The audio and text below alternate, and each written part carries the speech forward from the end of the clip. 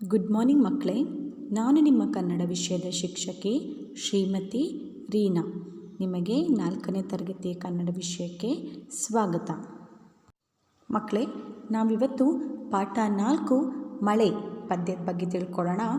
ನೀವು ಕನ್ನಡ ಪಠ್ಯ ಪುಸ್ತಕದಲ್ಲಿನ ಪುಟ ಸಂಖ್ಯೆ 22 ಇದನ್ನು ಓಪನ್ ಮಾಡಿ ಮೊದಲಿಗೆ ಮಳೆ ಪದ್ಯವನ್ನು ರಚನೆ ಮಾಡಿದಂತಹ ಕವಿಯ ಪರಿಚಯವನ್ನು ನಾವು ಮಾಡಿಕೊಳ್ಳೋಣ.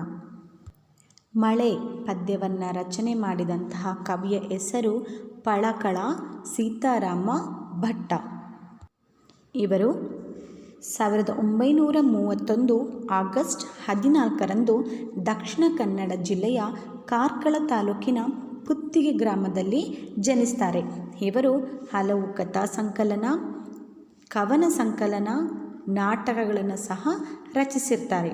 ಇವರಿಗೆ ಬಂದಂತಹ ಒಂದು ಪ್ರಶಸ್ತಿ ಬೆಳಕಿನ ಹಬ್ಬ ಎನ್ನುವ ಒಂದು ಕೃತಿಗೆ GP ರಾಜರತ್ನಂ ಸ್ಮಾರಕ ಪ್ರಶಸ್ತಿ ಸಹ ಇವರಿಗೆ ದೊರೆತಿದೆ. ಈಗ ಇವರು ರಚನೆ ಮಾಡಿರುವಂತಹ ಮಳೆ ಪದ್ಯವನ್ನು ರಾಗವಾಗಿ ಹಾಡುತ್ತಾ ಅದರ ವಿವರಣೆಯನ್ನು ನಾವು ತಿಳಿದುಕೊಳ್ಳೋಣ. ಬಿಸಿಲ ಜಳಕ್ಕೆ ಕಡಲ ನೀರು ಆವಿಯಾಯಿತು, ಆವಿಯಾಗಿ ನೆಲದ ಕಡೆಗೆ ಬೀಸಿ ಬಂದಿತು. ಬಿಸಿಲಿನ ಜಳಕ್ಕೆ, ಬಿಸಿಲಿನ ಒಂದು ತಾಪಕ್ಕೆ ಕಡಲ ನೀರು ಅಂದರೆ ಸಮುದ್ರದ ನೀರು ಆವಿಯಾಗಿದೆ, ಇಂಗುತ್ತಾ ಇದೆ. ಆವಿಯಾಗಿ ನೆಲದ ಕಡೆಗೆ ಅದು ಬೀಸಿ ಬರ್ತಾ ಇದೆ. ನೀರು ಆವಿಯಾಗಿ ಯಾವ ಕಡೆಗೆ ಬೀಸಿ ಬರ್ತಾ ಇದೆ? ನೆಲದ ಕಡೆಗೆ ಅದು ಬೀಸಿ ಬರ್ತಾ ಇದೆ. ನೆಲದ ಮೇಲೆ ಗುಡ್ಡ ಬೆಟ್ಟ ಅಡ್ಡವಾಯಿತು, ತಡೆದು ನಿಂತ ಮೋಡವೆಲ್ಲ ಮೇಲಕ್ಕೇರಿತು. ಮಕ್ಕಳೇ, ನಾವು ಗುಡ್ಡ ಬೆಟ್ಟ ಹಿಲ್ಸ್ ಅಂತ ಹೇಳ್ತೀವಲ್ಲ, ಅದನ್ನು ನೀವು ಸಾಧಾರಣವಾಗಿ ನೋಡಿರ್ತೀರ. ಇಲ್ಲಿ ನೆಲದ ಮೇಲೆ ಗುಡ್ಡ ಬೆಟ್ಟ ಅಡ್ಡವಾಯಿತು.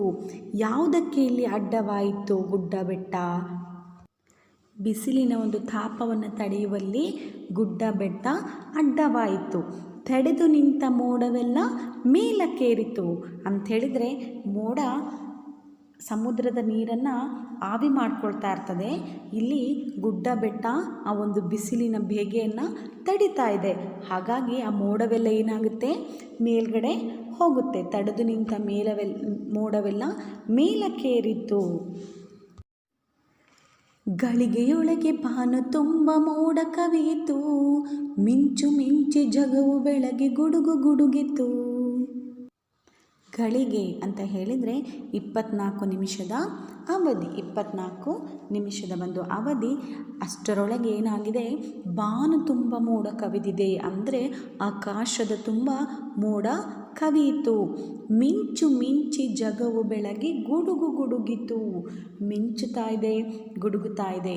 ಈ ಜಗತ್ತು ತುಂಬ ಬೆಳಕಾಗ್ತಾ ಇದೆ. ಮಿಂಚಿನ ಬೆಳಕಿಗೆ ಜಗವೆಲ್ಲ ಬೆಳಕಾಗ್ತಾ ಇದೆ.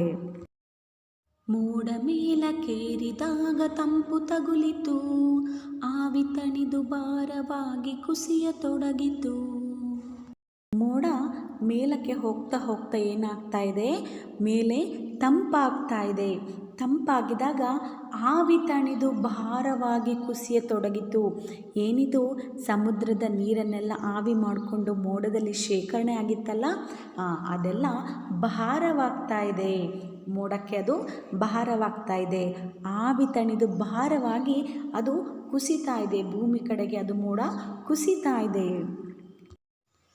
ಮುತ್ತಿನಂಥ ಮಳೆಯ ನೀರು ಕೆಳಗೆ ಸುರಿಯಿತು, ಕೆರೆಯು ತೊರೆಯು ಹಳ್ಳ ಹೊಳೆಯು ತುಂಬಿ ಹರಿಯಿತು.